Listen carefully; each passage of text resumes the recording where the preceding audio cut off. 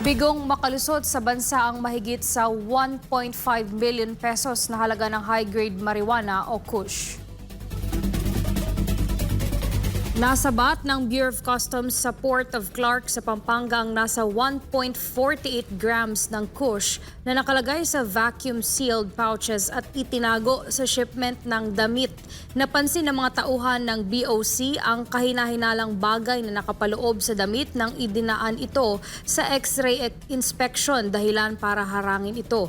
Matapos nito isinailalim ito sa canine sniff test at nang isinailalim sa physical examination, dito na nadiskubre ang mga high-grade marijuana. Agad namang naglabas ng warrant of seizure and detention ang otoridad laban sa naturang shipment dahil sa paglabag sa Customs Modernization and Tariff Act na may kaugnayan sa Comprehensive Dangerous Drugs Act of 2002.